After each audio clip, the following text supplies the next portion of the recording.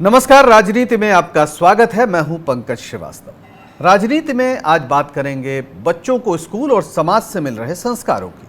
आज ये बात इसलिए क्योंकि खान पान, पहनावा बढ़ावा मॉडर्न हुआ है, स्कूल मॉडर्न हुए हैं, पढ़ाई ऑनलाइन हो रही है। लेकिन सवाल ये है कि क्या ये मॉडर्न स्कूल और ऑनलाइन पढ़ाई भावी पीढ़ी की सोच को भी मॉडर्न बना रही है? मॉडर्न यानी आधुनिकता, और आधुनिकता का एक मतलब यह भी है कि लोकतंत्र और हर तरह की गैर बराबरी के खिलाफ समता का पाठ पढ़ाया जाए। स्त्री पुरुष की बराबरी का सवाल भी इसमें शामिल है। ये सवाल हम आज इसलिए उठा रहे हैं क्योंकि दिल्ली में स्कूली छात्रों का एक ऐसा इंस्टाग्राम ग्रुप सामने आया है जिसमें लगातार लड़कियों को लेकर अश्लील चर्चा की जाती थी। यही नहीं, तमाम लड़कियों की फोटो में छेड़छाड़ कर उन्हें अपलोड किया जाता था। मामले का खुलासा होने के बाद हड़कंप मचा हुआ है। ग्रुप का एडमिन गिरफ्तार हो चुका है। ग्रुप के सदस्यों से पूछताछ हो रही है। इस वाकये के बाद स्कूली शिक्षा और किशोरों की दुनिया को लेकर सवाल उठ रहे हैं। अगले आधे घंटे हम इन्हीं सवालों पर चर्चा करेंगे। चर्चा में हमारे साथ शामिल हो रहे हैं CSR की निदेशक रंजना कुमारी, CPIML के नेता कविता कृष्णन और दिल्ली यूनिवर्सिटी की फैकल्टी ऑफ एजुकेशन की पूर्व डीन डॉक्टर अनीता रामपाल, और साथ में जुड़ेंगी जानी मानी वकील अनुजा कपूर। शुरुआत करते हैं डॉक्टर अनीता रामपाल से। डॉक्टर रामपाल, आपने ये खबर पढ़ी होगी, सुनी होगी, पहली प्रतिक्रिया आपकी क्या है? दरअसल चौंकते तो हमेशा ही है, पर हमने हाल ही में इस पे दिल्ली के ही स्कूलों में कुछ शोध भी किया है और मेरी स्टूडेंट ने अपनी थीसिस भी इस पे की थी कि क्या समझ है क्रिटिकल सेक्सुअलिटी एजुकेशन का, क्या मतलब है और कैसे अलग अलग माहौल में छात्र समझ रहे हैं इन बातों को या किस तरह से इजहार कर रहे हैं। तो इसलिए चिंता और भी बढ़ती है क्योंकि खासकर ये बहुत नामी स्कूल है। नाम तो अभी हमें मालूम नहीं, पर ऐसा कहा गया है। और इस तरह के स्कूलों में जबकि हम ब्रांडिंग देखते हैं कि भाई ये बहुत शिक्षा में आगे रहेंगे, क्वालिटी बहुत अच्छी है, पर जब ऐसी बातें और सामने आती हैं, और आपने सही बिल्कुल कहा कि ये जो संवैधानिक हमारे सामने मूल्य है, हम समता को कैसे देखते हैं, हम एक मानवीयता को कैसे समझते हैं, ये हमारे लिए बहुत बहुत चिंता की बात। बिल्कुल, बहुत ही चिंता की बात है। कैसे किशोर हैं वैसे ही युवा और पूरा एक समाज का एक बड़ा हिस्सा, और जाहिर है उसके बीज कहीं बचपन में ही पड़ रहे हैं, जाने या अनजाने। रंजना कुमारी जी, आप इस पूरे परिघटना को कैसे देखती हैं? क्या ये सिर्फ कुछ बच्चों के आपराधिक मनोवृत्ति, कथित आपराधिक मनोवृत्ति का मसला है, या पूरी समाज की ही मनोवृत्ति ऐसी है जो वो उन पर घर कर रही है, वो आसपास यही देख रहे हैं? देखिए, ये कोई ये अभी हो रही घटना नहीं है। क्योंकि अभी ये सामने आई तो हम सब लोग चिंतित हो गए हैं। धीरे धीरे करके हम सब लोग साइबर स्पेस में जा रहे हैं। जो भी हमारा काम है ऑनलाइन होगा, पढ़ाई तो ऑनलाइन शुरू कर दी, लेकिन टीचर्स ने, स्कूल्स ने ये जिम्मेदारी नहीं ली कि बच्चों को ऑनलाइन एटिकेट सिखाया जाए, सेफ्टी ऑनलाइन क्या होती है इसके बारे में समझाया जाए। ऑनलाइन पे सब कुछ अवेलेबल है।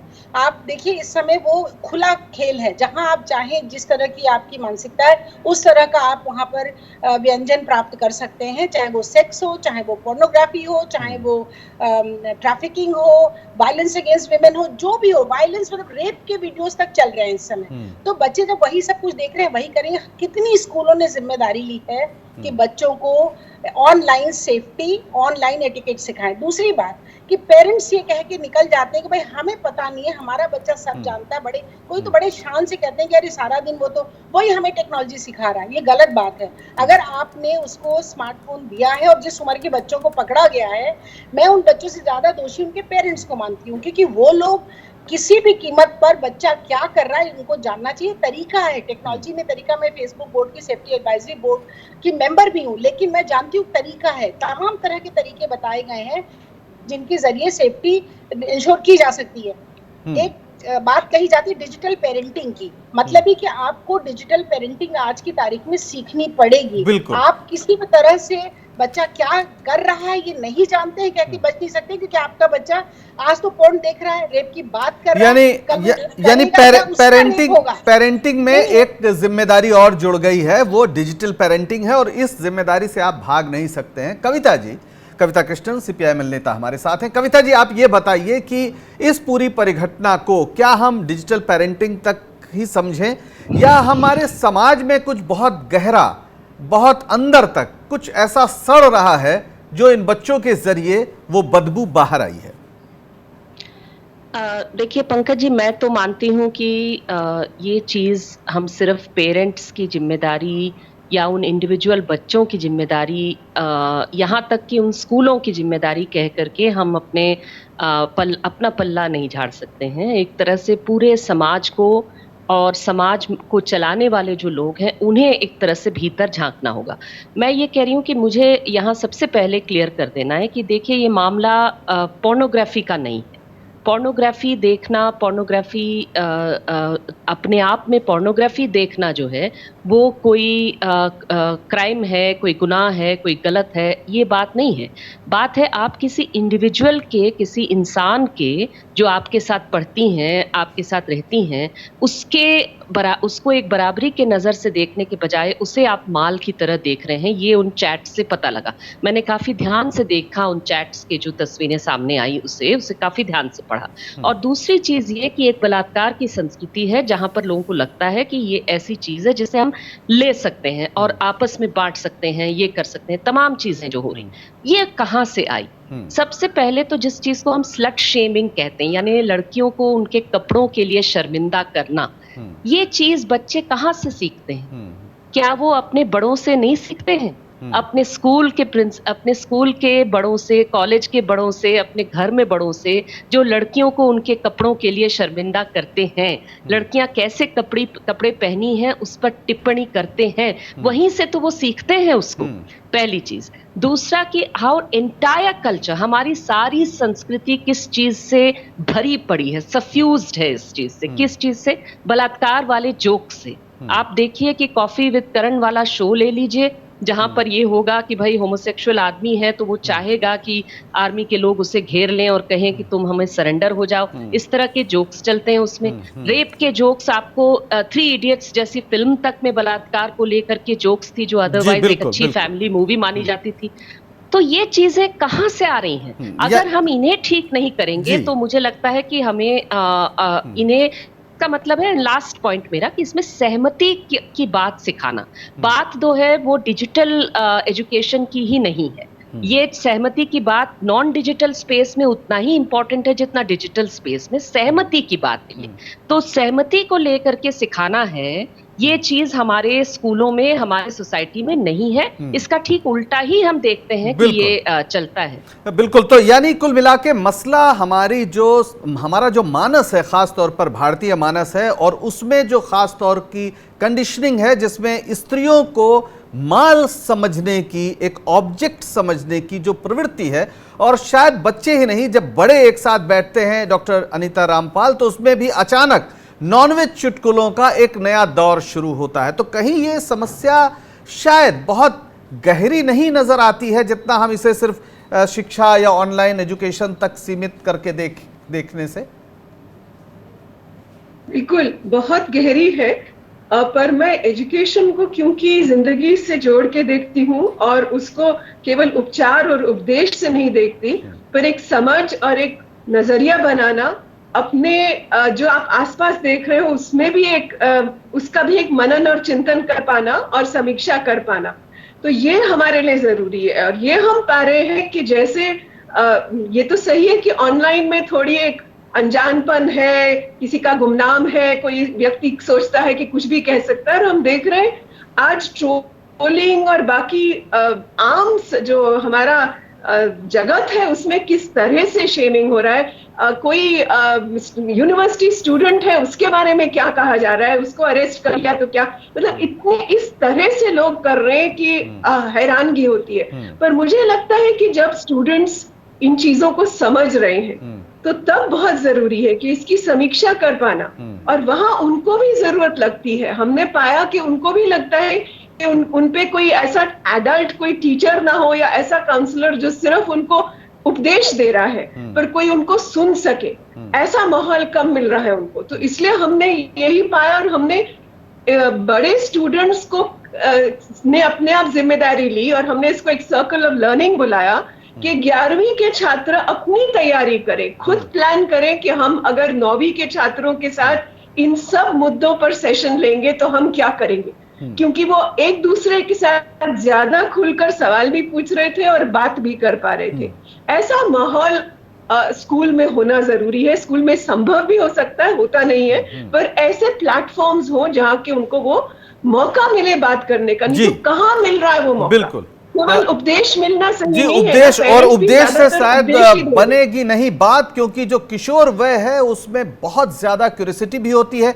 और रंजना जी, जिस तरह से चैट सामने आए हैं, एक तरह तो वो ऐसा लगता है कि तमाम मानव अंगों और शरीर को लेकर तरह तरह की फैंटेसीज हैं, लेकिन यहां तक कि वो रेप करने की इच्छा भी जाहिर कर रहे हैं। एक अजीब सी, ऐसा लगता है जैसे एक बहुत ही एक पतित किस्म का बारूद हमारे किशोर मस्तिष्क में भरा जा रहा है। इसको कितने बड़े पैमाने पर देखना होगा? क्या इसमें हमें पूरी अपनी सांस्कृतिक विरासत को तलाशने की जरूरत नहीं है? और इसमें कोई दो राय, बिल्कुल सही आपने कहा, लेकिन दो राय इसमें बिल्कुल नहीं है कि एक डीप सिकनेस है। ये जो डीप सिकनेस है ये कहीं ना कहीं, और जो ये सब बातें रेप कल्चर और लोग इस तरह से जो माल समझते हैं, ये बातें सब सच है और हम लोग डेकेड से ये बात कह रहे हैं। लेकिन जो नया चैलेंज जुड़ा है, जो इस समय सबसे बड़ी कठिनाई हमारे सामने आएगी और आने वाले समय में ये कठिनाई बढ़ेगी अगर हम सचेतेंगे नहीं, वो कठिनाई है ऑनलाइन की। क्योंकि ये जो ऑनलाइन स्पेस है ना, ये इतनी ज्यादा वाइड है, इतनी ज्यादा पॉसिबिलिटीज वाली है। इसमें लर्निंग भी है, इसमें एजुकेशन भी है, इसमें बहुत सारी नॉलेज भी है। आप बच्चों के लिए आप वही ऑनलाइन स्पेस यूज कर रहे हैं जो पढ़ा रहे हैं। तो ये जो साइबर स्पेस का जो रिस्क है, इसके लिए 3 तरह की प्रिपरेशन मैं समझती हूँ। बाकी बातों से मैं सबकी सहमत हूँ कि रेप कल्चर है, लोग बच्चों को बचपन से वही सारी गंदी गालियां और औरत के शरीर के बारे में गंदी गंदी बातें, जोक से सब मैं सहमत हूँ। लेकिन इससे काम नहीं चलेगा, बार बार वही रिपीट करने से फायदा क्या है? आज की परिस्थिति बदली है, बदलेगी, न्यू नॉर्मल की हम बात कर रहे हैं। अब ऐसी परिस्थिति में हमें तैयारी करनी पड़ेगी। एक, बच्चों को हमें सचेत करना है सेफ्टी के लिए। बच्चों को, ये बहुत छोटे बच्चे हैं, देखिए आप बच्चों को विलेनाइज मत करिए। और मैं ये भी नहीं मानती हूँ कि बच्चे अगर इस तरह की गलती करें तो उनको छोड़ा जाए, उनको जरूर सजा मिले उनको, लेकिन आप विलेनाइज मत करिए उनको। आपने जो दिया है, जो परोसा है, वो वही खा रहे हैं, वो दूसरा कहीं से ला नहीं रहे हैं, कुछ अपने आप इन्वेंट नहीं कर रहे हैं। तो एक, बच्चों को तैयार करिए। नंबर 2, हमारे कानून कहाँ है? ये क्या कर रहे हैं हमारे जो, खास तौर से हम लोगों ने कितनी चिट्ठियां लिखी, कितनी बार बोला कि भाई अपनी प्रिपरेशन तो करो। अगर कल को ऐसे कुछ होता है, अगर कोई भी ऑनलाइन प्लेटफॉर्म आपको गंदगी परोस रहा है, तो आप क्यों अपने लोगों को खाने दे रहे हो? आप बंद करो ये सब कुछ। कितनी बार हम लोगों ने सुझाव दिया है, पत्र लिखे हैं, तमाम तरह की डिटेल डिस्कशंस हुई हैं इन सवालों के ऊपर। और तीसरी बात मैं ये कहूँ तो प्लीज लॉ बनाइए, कंट्रोल करिए इसको। और नंबर तीसरी जो मैं बात कहने जा रही हूँ वो ये कि बहुत जरूरी प्लेटफॉर्म, अभी मैम ने कहा कि भाई प्लेटफॉर्म नहीं अवेलेबल है, प्लेटफॉर्म है। हम लोग ऑनलाइन ट्रेनिंग के लिए तमाम प्रयास कर रहे हैं और हमारे पास इतने अच्छे अच्छे मॉड्यूल्स हैं, बच्चे आ रहे हैं, क्लासेस कर रहे हैं। क्योंकि देखिए आज आप लड़कों के बारे में बात कर रहे थे, कल लड़कियां भी तो करेंगी, लड़कियां भी तो कर रही हैं सब कुछ, वो भी तो आपस में इसी तरह की जोक्स कर रही हैं, लड़के भी कर रहे हैं। पूरे समाज की पूरी पीढ़ी इसमें लग जाएगी। बिल्कुल फिर क्या होगा? फिर हम कौन सी रेप कल्चर? हमारे साथ अनुजा कपूर जो जानी मानी वकील हैं वो भी जुड़ गए हैं, चूंकि पूरा आपने कानून का सवाल उठाया रंजना जी। अनुजा जी, अब जो पूरी स्थिति है, इस विषय को आप अच्छी तरह समझ रही हैं, जिस तरह से इंस्टाग्राम में छात्रों का, स्कूली छात्रों का पूरा ग्रुप, उसका खुलासा हुआ है और उसमें जिस तरह की बातें हैं, क्या लगता है कि कोई कानूनी हस्तक्षेप जरूरी है, कानून की कमी है? और कानूनी हस्तक्षेप करके क्या हम इन बच्चों को अपराधी मान लें या फिर कोई और रास्ता भी है? देखिए, अगर, क्योंकि प्रॉब्लम कहाँ पर आती है, प्रॉब्लम आ रही है रिफॉर्मेशन से रिलेटेड। हम लोग यहाँ पर रिफॉर्म नहीं कर पाते हैं। अगर बच्चे को, अगर हम बात करते हैं बच्चों के, अगर हम बड़ों को भी, अगर आप यहाँ पर एक जेल में डालते हैं, जब जेलों में डाला जाता है तो हम लोग किस लिए डालते हैं? हम पिनलाइज क्यों करते हैं? रिफॉर्म करने के लिए। पर वो रिफॉर्मेशन कहीं ना कहीं नहीं हो पाती है, और जहाँ पर रिफॉर्मेशन नहीं हो पा रही है वहां पर हम एक अधूरे हो जाते हैं। लॉ कितना काम करेगा? लॉ काम कर सकता है तब जब बीच में आपके रसूखदार ना हो, और यहाँ पर रसूखदार बहुत है। किसी का कोई पॉलिटिशियन में कहीं पेचा अड़ा हुआ है, किसी का एडमिनिस्ट्रेटिव बॉडी में जहां पर पुलिस वाला कहीं पर कोई हेल्प कर सकता है, कहीं पर पैसा इन्वॉल्व है, तो क्या प्रॉब्लम आ रही है कि अगर लॉज चालू हो भी जाए तो एफआईआर नहीं लॉन्च होगी, और अगर एफआईआर लॉन्च हो गई तो ऊपर से दबाव आ जाएगा। तो कई जगहों पर अगर आप देखते हैं कि यहाँ पर कई बच्चे ऐसे हैं जो इस तरीके की धारणा के साथ आते हैं क्योंकि उन्हें मालूम है they will get away with the crime, और उन्हें ये इसलिए पता है क्योंकि यहाँ पर उनके कोई ना कोई उनके यहाँ पर इतना बंदा है कि जो उनको उसमें से बाहर निकाल पाएगा। कोई भी इस चीज को करने से पहले एग्जिट प्लान करता है, और exit as a criminal psychologist, क्योंकि मैं अपराध मनोवैज्ञानिक भी हूं, इस चीज को जब हम लोग आगे पढ़ते हैं और बात करते हैं तो उसके अंदर सबसे पहले चीज होती है एग्जिट प्लान। अगर जो आपके ग्रुप के अंदर एडमिन्स होते हैं उनको वो जो एडमिन है वो वही सुनिश्चित करता है कि वही लोग इसके मेंबर बने जो उनको आगे गिव इन ना कर दें, जो उनकी फोटोएं खींचकर इस तरीके से प्रॉब्लम्स आगे ना कर दें। तो यहाँ पर जिन लॉज के तहत इन बच्चों को इस वक्त लेकर गए हैं वो 16 से 18 वाला ही है, जहाँ पे जबकि ये भी जेजे एक्ट इस पे लगना था। बट आप देखिए कि इसको सबसे ज्यादा साइबर लॉ को अब और ज्यादा सुनिश्चित करना पड़ेगा, क्योंकि साइबर क्राइम ही है, क्योंकि अब हम लोग आगे की तरफ जा पा रहे हैं। अब लॉकडाउन का कुछ पता नहीं आज है, अभी कितने दिन और चलेगा, कितना टाइम और चलेगा, सारे बच्चे इस वक्त बिल्कुल अभी एक ब्रेक का समय हो रहा है, और एक ये भी खबर है जो शायद हमें आईना दिखाती है कि लॉकडाउन के समय भारत में जो सर्च हुआ है जो चाइल्ड पोर्नोग्राफी का, उसमें 95% का इजाफा हुआ है। लेते एक छोटा सा ब्रेक, फौरन हाजिर होंगे, बने रहिए हमारे साथ।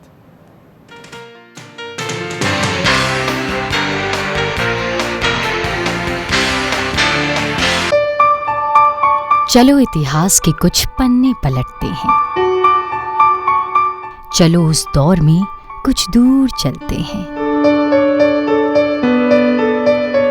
हो बात ग्वालियर की या हो कहानी मुमताज की, बेगम नवाब की झलकियां या हो बात काले ताज की, हर तरफ पसरा यहाँ इतिहास है। यूं ही नहीं कहते सभी, मध्य प्रदेश तो कुछ खास है। वक्त के निशान।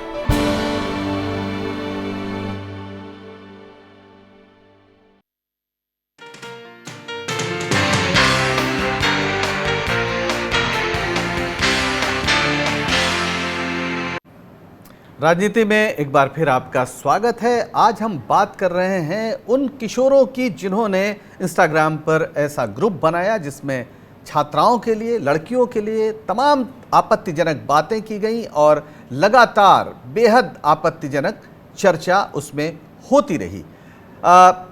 कविता जी, आपसे ब्रेक के पहले हमने एक ही सवाल लिया था। आप ये बताइए कि पूरी स्थिति आपके सामने है। ऑनलाइन एक हकीकत है, ऑनलाइन पढ़ाई एक हकीकत है, जो तमाम ऐप्स हैं अब वो ज़रूरी हो गए हैं, गांव-गांव तक पहुंच गए हैं स्मार्टफोन, इससे शायद हम बच नहीं सकते।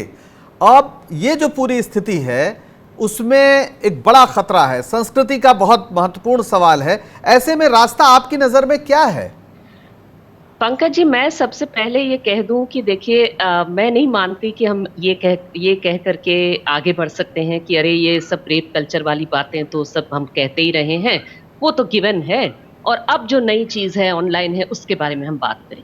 ये भी हम नहीं कह सकते हैं कि भाई कल लड़कियां करेंगी इसलिए रेप कल्चर की बात बेमाने हो जाएगी। लड़कियां नहीं करेंगी ये वाली बात।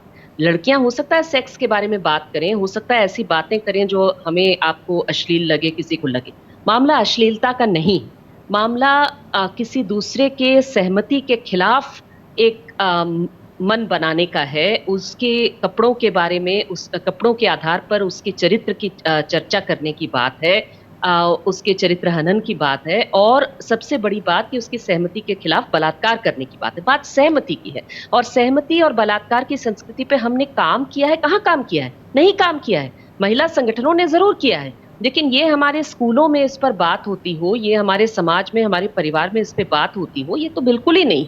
और बल्कि इसका उल्टा हो रहा है अभी कि मैं आपको सीधा कह रही हूँ कि जो अनीता जी ने जो ट्रोलिंग की बात कही, भाई रोज मेरे पास में अगर ऐसे हैंडल्स हैं जिसे देश के प्रधानमंत्री फॉलो करते हैं और जो गंदी गंदी इसी भाषा में, यही लॉकर रूम वाली भाषा में वो गाली देते हैं, सफूरा जरगर नाम की जो यंग लड़की है, प्रेग्नेंट है, उसकी प्रेगनेंसी को लेकर के एक आदमी जो रूलिंग पार्टी का विधायक का प्रत्याशी रहा, वो जो है वो भद्दा ट्वीट लिखता है, ना वो ट्वीट वहां से हटाया जाता है, ना वो आदमी वहां चंगा बलंगा है, उसके बारे में कहीं कोई चर्चा तक हम नहीं कर रहे।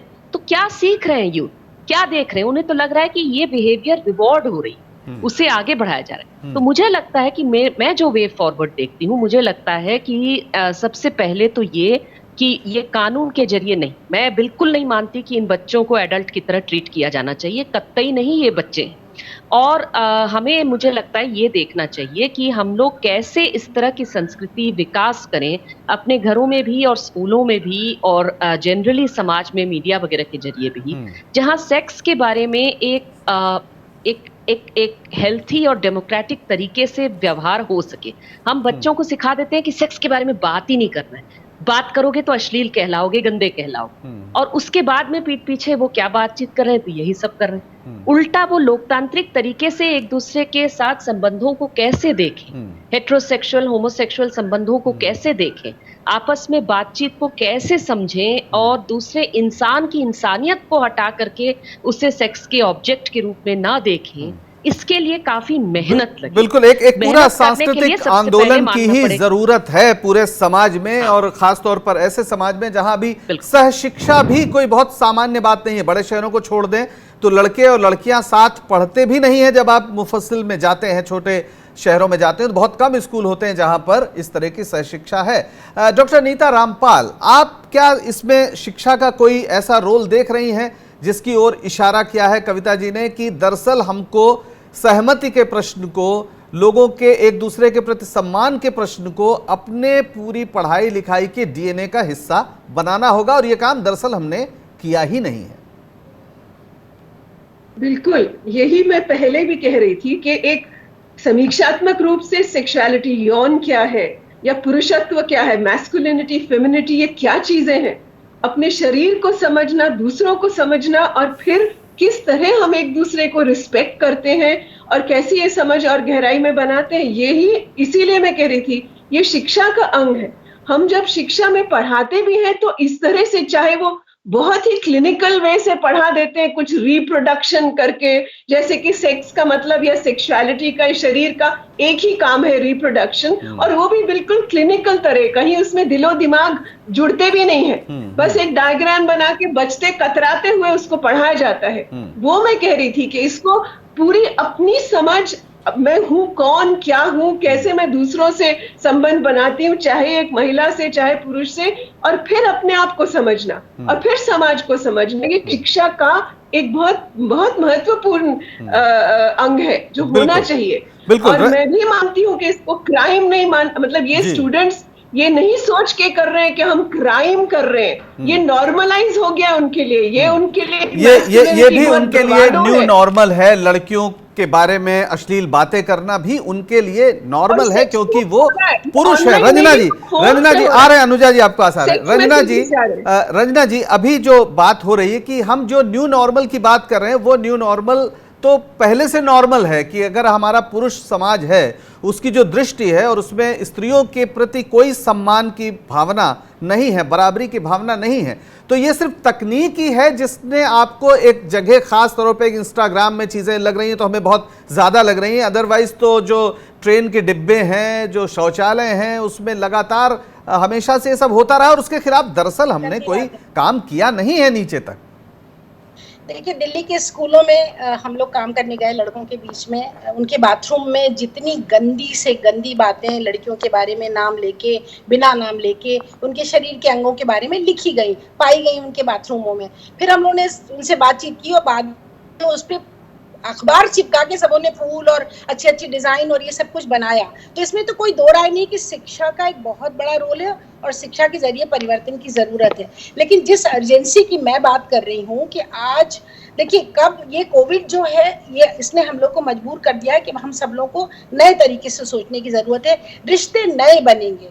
आपकी जो भीड़ ला करके आप कर सकते थे या भीड़ में जा सकते थे, या जो आप स्कूल के तमाम बच्चों के साथ एक साथ बातचीत कर सकते, शायद बहुत समय तक वो पॉसिबल नहीं होगा। और इस बीच में ये चीजें बढ़ी, आपने खुद ही बताया 92% चाइल्ड पोर्न लोग देख रहे हैं बैठ करके।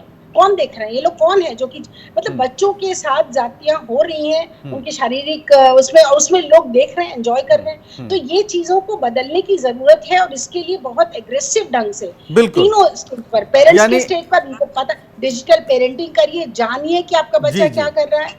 14 साल 13 साल 15 साल का बच्चा अगर कर रहा है तो आप उसको क्रिमिनल यानी कोरोना भी एक ऐसा पॉइंट है जिसके पहले की दुनिया और जिसके बाद की दुनिया में बहुत कुछ फर्क आने वाला है। अनुजा जी, आप वकील हैं, तो अब इस पूरे मसले को क्या कानूनी लिहाज से हल किया जा सकता है, या जैसे अभी बात हो रही कि हमें इसके सामाजिक पहलुओं पर गंभीरता से विचार करने की जरूरत है?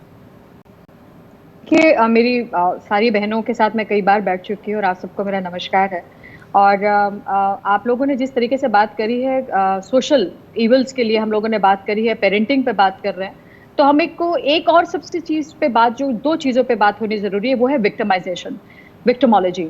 उसमें यह है कि जिन बच्चियों के साथ ये होता है, एक तो उनको काउंसलिंग, उनके पेरेंट्स को समझाना बहुत जरूरी है कि इस तरीके से जिन लड़कियों के साथ इस तरह से होता है, उनके पेरेंट्स कैसे उसको काउंसिल करें, वो खुद कैसे इस चीज को देखें, क्योंकि वो खुद भी लड़कियों को ज्यादा ही ठहराते हैं कि यहाँ पे कहीं ना कहीं प्रॉब्लम है। और दूसरी चीज है कि हमारा जो इंफॉर्मेशन टेक्नोलॉजी एक्ट है, इसको बहुत बढ़कर और आगे की तरफ आना चाहिए, इसमें चेंजेस बहुत और आगे आने चाहिए। This is really important. बिल्कुल, समय हमारे पास बहुत कम है। अनुजा जी, आपकी ये दोनों बातें बहुत ही महत्वपूर्ण हैं। आखिरी टिप्पणी कविता जी आपसे बस 30 सेकंड में चाहेंगे कि आपने जिस सत्ता संरचना की बात की थी, उसको देखते हुए अब रास्ता क्या है?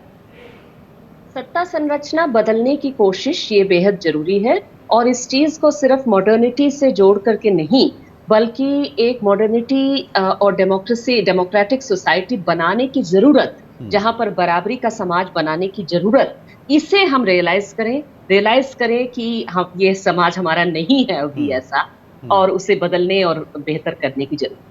बिल्कुल। और एक बहुत मशहूर शेर है साहिर लुधियानवी का, दुनिया ने तजुर्बा तो हवादिस की शक्ल में जो कुछ मुझे दिया है लौटा रहा हूं मैं। किसी दूसरे संदर्भ में उन्होंने ये बात कही थी, लेकिन आज लगता है कि बच्चे जो आपको लौटा रहे हैं वो आपका ही दिया है। आप आईना देख रहे हैं और उस आईने में जो गंदगी है वो दरअसल आपके चेहरे पर है।